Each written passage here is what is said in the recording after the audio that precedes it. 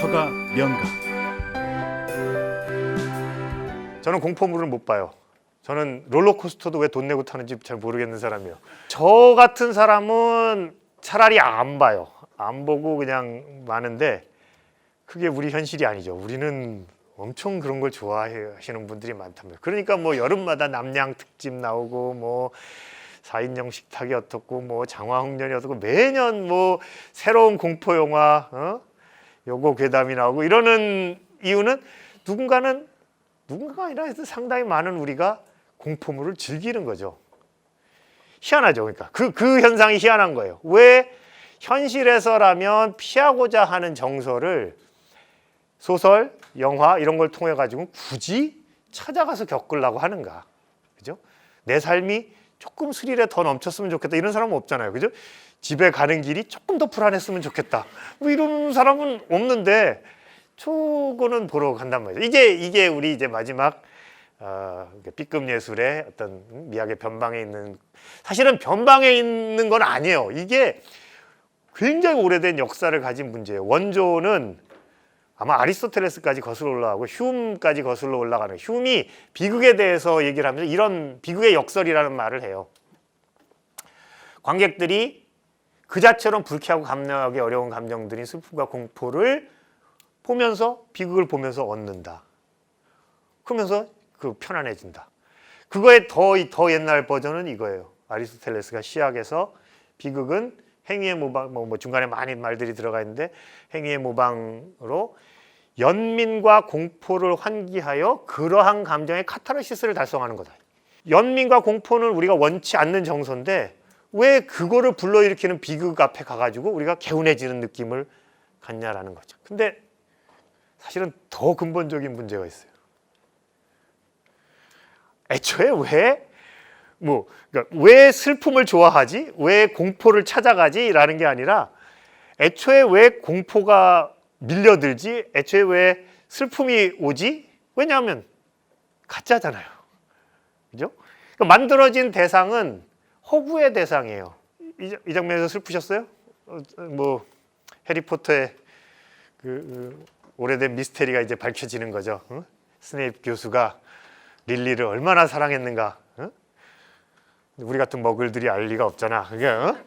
그래서 그 장면을 보고 정말 저 사랑이 굉장히 깊었구나라고 막 슬퍼지다가 생각하면 저거는 정말 조앤 롤링의 머릿속에서 나온 정말 말도 안 되는 상상인데 저 인물들에 대해서 내가 왜 안타까움과 연민과 이런 거를 가져야 되지라고 생각할 수 있죠. 이게 이제 굉장히 오래된 미스테리인 거예요.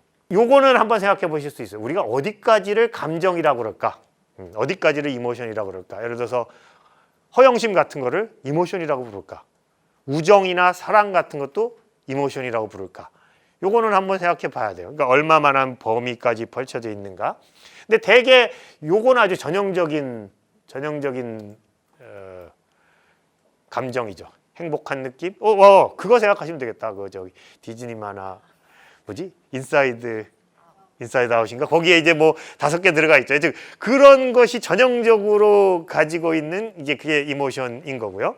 감정이라는 게 철학의 그래도 따져볼 만한 중심 주제구나라고 등장한 기가 사실은 얼마 안 돼요. 왜냐하면 예전에는 철학은 이성적인 활동이고 뭐 이러니까 감정, 본능, 무슨 뭐 충동 이런 게 들어오는 것을, 그러니까 걔네들은 이성적이지 않으니까 충동이라고 부르는 거야. 그러니까 그거는 이제 우리의 합리적인 이런 거 바깥에 있는 거야. 그거 내쳤으니까. 그걸 내치고 나면 편안한 거죠. 우리 요 안에서 합리적으로 따져보면 되는 거니까.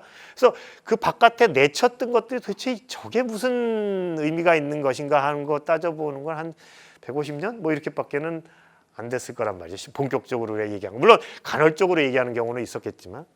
그래서 그걸 따져보니까 느껴지는 바가 그 감정의 핵심이다라는 게 있고 이 상황에 대한 지적인 판단이 감정의 핵심이다라는 게 있어요. 여러분들은 어느 쪽으로 더 쏠리세요? 일단 느낌 쪽으로 많이 쏠리죠, 그죠? 그래서 이제 feeling theory of emotion이에요. 이게 처음에 맥락 몰랐을 때는 저걸 어떻게 번역해야 되나? feeling, theory of emotion, 이모션과 feeling이 도대체 뭐가 다르지? 라고 하는데 지금 이제 여러분들한테 제가 말씀드린 걸 배경으로 하면 이모션 안에 들어있는 그 현상적인 느낌으로서의 feeling이 이모션의 핵심이라는 이론이에요. 여러 이제 뭐 기원이 있을 수도 있고 하지만 이제 윌리엄 제임스라는 사람이 그런 얘기를 노골적으로 대놓고 했다는 거예요. 그래서 감정에서는 느낌 빼면 감정이 없다. 그다음에 신체 변화에 대한 느낌이고 사건의 지각과 감정 사이에 신체적 변화가 먼저 개입돼야 한다. 그러므로 합리적으로 설명한다면 울기 때문에 슬프고 떨기 때문에 무섭다. 무서워서 떠는 게 아니라 일단 몸이 떨리니까 그거를 이제 공포라고 얘기하는 거란 말이죠. 그렇죠. 사실은 이게 어느 정도 설득력은 있어요. 왜냐하면 아까 말한 그 현상적인 것은 느껴보는 것밖에는 방법이 없죠. 어떤 애가 계속 나는 고통이 뭔지 몰라 그러면 어떻게 하겠어요? 이거야 이거 이때 느끼는 거야 이렇게 할 수밖에 없죠. 그걸 어떻게 말로 설명하고 너의 피부가 손상을 입을 때 네가 이렇게 얘기 못할 거 아니에요. 그러니까 딱 느껴봐야 되는 거죠. 그럴 때 보이고 지금도 사실 영향력이 있어요. 왜냐하면 영향력이 있는 이유는 이거를 부정하는 이론들이 막 나왔다가 다시 저쪽으로 살짝 돌아가고 있는 상황이기 때문에 그렇거든요. 부정하는 이론들이 이런 거예요. 아까 말한 대로 그럴 리가. 이모션에서 중요한 것이 그 느낌만일 이유가 없다. 더 중요한 것은 그 느낌에 대한 지적인 판단이 중요하다. 이렇게 얘기를 하는 거죠. 그러면서 이것도 이제 약간 논란이 있는 실험이긴 한데요. 저는 처음에 읽었을 때, 이거 굉장히 합리적으로 이렇게 딱 상황을 보여주는구나라고 했던 실험이에요. 샤흐터하고 싱어라는 사람의 실험인데 일단 이제 사람 가지고 하는 실험인데 이제 거짓말을 먼저 치는 거예요. 이 실험군들이 있으면 이 사람들한테 들어가셔서 책을 보시면서 그 책에 쓰여 있는 뭐 글자나 도안 같은 거를 읽어주시면 되는 실험입니다. 대신 당신의 시각이 어떻게 이제 작동하는 걸 보기 위해서 이렇게 주사를 한 대 놔드리는데 그거는 이제 눈에 영향을 주는 그런 주사입니다 하고 이제 거짓말을 치는 거죠. 그리고 주사를 주는데 그 주사는 이제 뭐 심박수를 빠르게 하고 몸에 열이 나게 하고 뭐 그러는 주사예요. 그래서 이제 그 약물을 투여하는 거죠. 한 그룹은 뭐 그렇게 얘기하면서도 심박에 영향이 없는 그냥 생리식염수를 아무 몸에 영향이 없는 걸 줘요. 그럼 이제 이 사람은 들어가서 이렇게 이제 넘기면서 뭐 적기도 하고 뭐 그럴 거 아니에요. 이제 원래 가짜로 된 실험을 하는 거죠. 근데 진짜 실험은 뭐냐면 이 사람 앞에 그 조교가 앉아가지고 한 그룹은 조교가 엄청 짜증나는 조교가 앉는 거예요. 이 조교가 뭐 엄청 뭐 불쾌하고 이 상황에 대해서 아주 불만을 가진 조교가 앉아 있고 또 한쪽은 아주 유쾌하고 즐거운 조교가 앉아 있어요. 그다음에 이제 아무 의심 없이 나온 사람한테 실험하시는 동안 어떤 느낌이셨습니까? 어떤 감정을 느끼셨습니까? 그랬더니 이 유쾌하게 해주는 조교 앞에 있었던 그거 굉장히 행복했던 느낌이었어요. 아주 즐거웠어요. 라고 얘기하는데 요런 조교랑 같이 있었던 사람들 굉장히 화가 났어요. 근데 문제는 뭐냐면 이 두 그룹이 다 약물 때문에 심장박동이 빨라지고 얼굴이 붉어지고 이랬다는 거예요. 그러면 한 그룹은 심장박동이 빨라지고 이런 걸 자기가 느꼈겠죠. 내가 왜 이러지? 근데 이놈 때문이구나. 이렇게 해서 나는 지금 화가 났어. 이렇게 생각을 한 것이고 또 한 그룹은 얘 때문에 그렇구나. 내가 지금 행복하구나. 이렇게 생각을 한 거예요. 그럴 것이다라고 정보를 준 그룹, 즉 이거 맞으시면요 심장박동이 빨라지고 뭐 이렇게 될 겁니다. 시험하시는 동안에 그런 일이 일어나요라고 한 그룹은 어떻게 느끼셨어요? 별로 느낌 없는데 그다음에 이제 그게 뭐 왔다 갔다 하거나 별로 이렇게 유의미한 관계가 없어요. 또 마찬가지로 심장박동이 안 뛰고 그다음에 빨라지지 않았던 그룹도 별로 얘기가 없는 거죠. 그러니까 이제 이 사람들의 실험이 뭘 보여주느냐 하면 신체적인 변화는 똑같이 일어나도 내 본인이 그 신체적인 변화를 어떤 판단과 연계시키느냐. 얘 진짜 짜증나네라고 연결시켜서 이 심장박동을 보는 사람은 나는 이 과정 내내 화가 났었어 라고 얘기하는 것이고 또 다른 사람은 아니라는 거죠. 그러니까 이렇게 이게 이제 느낌이 중요한 것이 아니라 느낌에 대한 해석이 중요한 것이다라는 얘기를 하는 거고요. 그거 아니래도 다른 반론들을 할 수가 있죠. 사실은 아까 말한 그 우리 인사이드 아웃의 머릿속에 5개 있는 것 정도는 우리가 구별할 수 있지만 그거 말고 감정을 이제 어디까지 볼 것이냐에 따라 차이는 있지만 굉장히 고차적인 감정들이 많아요. 어떤 사람이 부러운 거하고 어떤 사람이 질투나는 거하고 차이가 있죠. 어떤 사람이 내 지금 있는 마음이 시기야라고 하는 거하고 내 있는 마음이 부러움이야. 속을 한번 들여다보세요. 그 느껴지는 바가 요건 질투 느낌인데 요건 부러움 느낌인데 그렇지 않아요. 똑같은 비슷한 느낌인데 내가 저기엔 도달 못할 것 같은데 쟤는 그걸 가졌어. 그럼 부러워요. 쟤는 그걸 가졌는데 부정의하게 가진 것 같아. 나도 저거 가질 수 있는 거야. 그러면 질투나 시기가 되는 거죠. 그러니까 내가 상황을 그냥 간단하게 정의롭다고 판단하느냐 부정의하다고 판단하느냐에 따라서 느껴지는 것은 똑같지만 하나의 경우에는 부러움이라고 그러고 하나의 경우는 시기나 질투라고 얘기할 수 있단 말이죠. 그죠? 그러니까 고차적인 감정을 구별하기 위해서는 느낌만으로는 도저히 안 돼요. 그래서 결국은 이 감정이라는 게 이제 연구하면서 재미있어지는 현상인데 이게 아까 말한 컨텐츠, 그러니까 지향적인 내용을 이중으로 가지고 있는 거예요. 내 속으로는 요러요러한 색깔의 느낌으로 오지만 그것이 세상의 어떤 거에 관한, 즉 내 친구에 대한 부러움을 요런 모습으로 가지고 있는 요게 이제 감정이란 말이에요.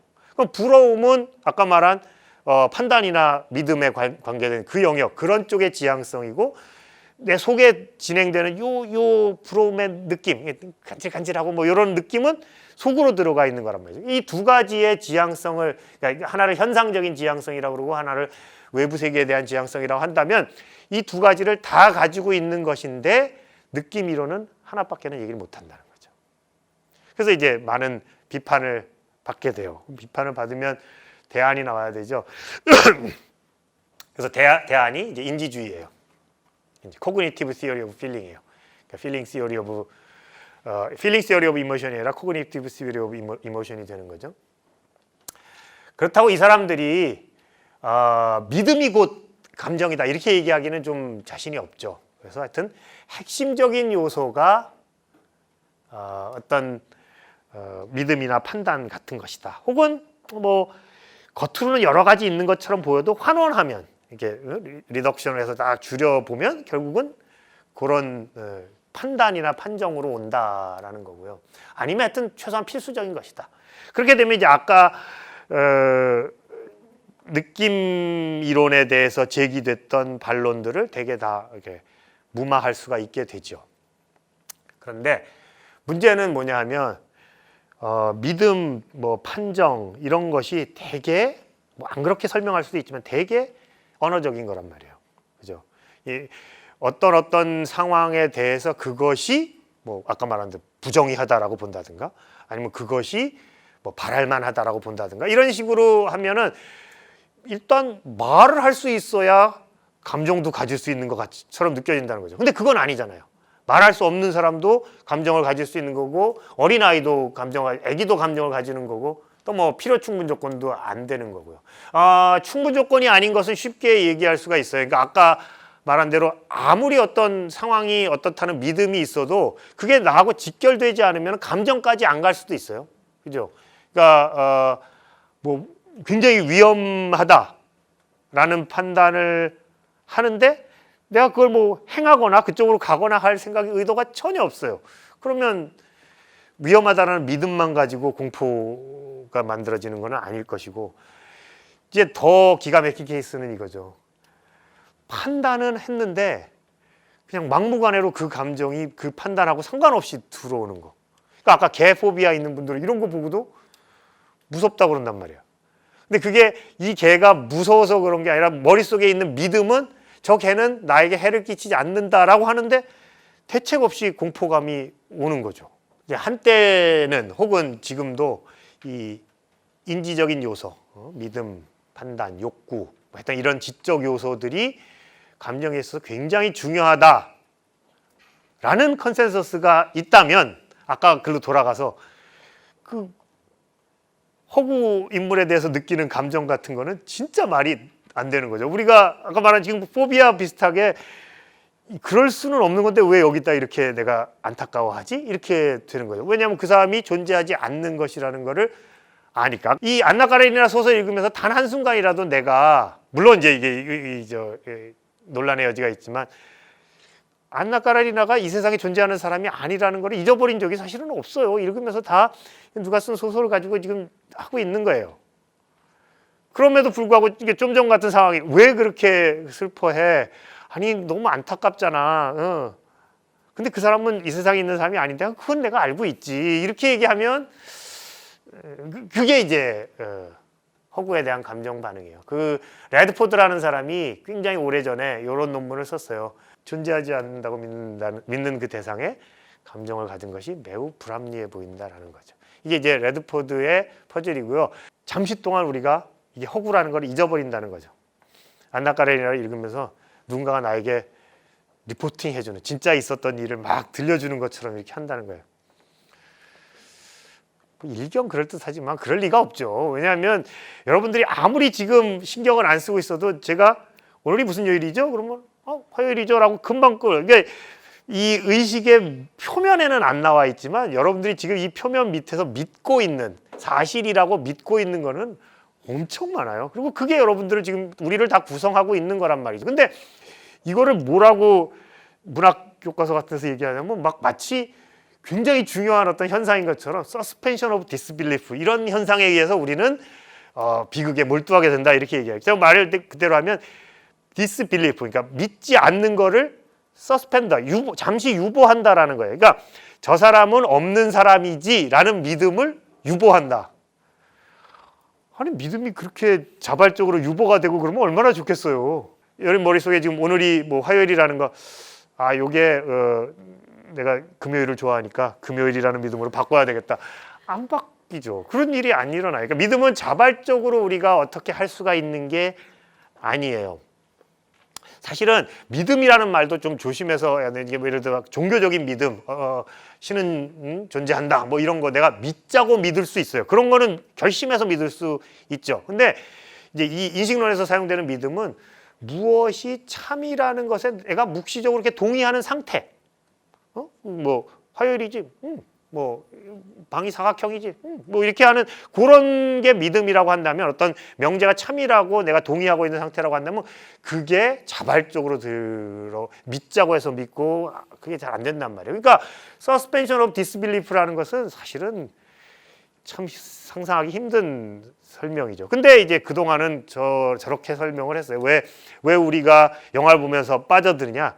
영화 보는 동안에는 디스빌리프를 우리가 잠시 유보하고 있기 때문에 그렇다.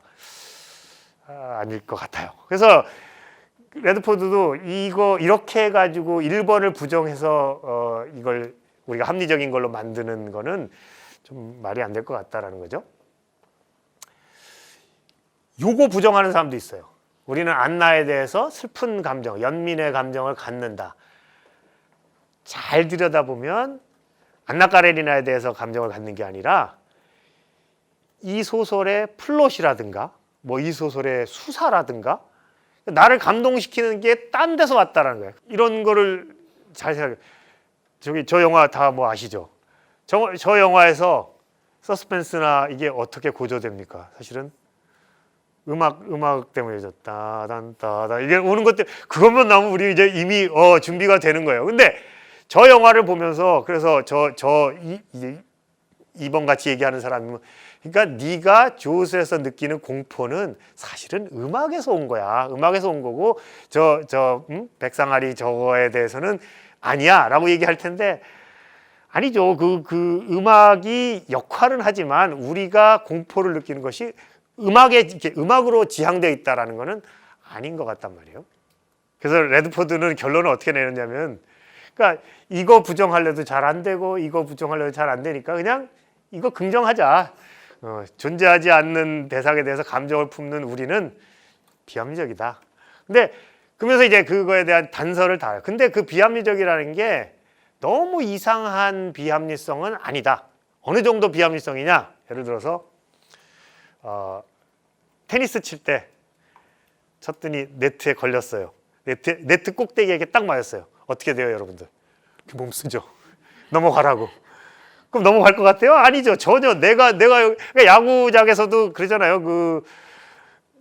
파울 홈런 친 타자들이 파울일까 홈런일까 보면서 이렇게 하잖아요. 그럼 뭐 공이 휘어서 안으로 들어갈 것 같아요? 안 들어가지만 우리가 그런 정도의 비합리성은 일상에서 이제 용인되는 거란 말이죠. 그러니까 마치 저 공한테 내 마음을 이렇게 실어 보내면 공이 따라할 것 같은 걸로 이제 허구적 인물에 대한 우리의 감정 반응도 그렇다. 그러면서 이제 조금 더 심각한 얘기는 죽음에 대한 공포도 사실 그렇다.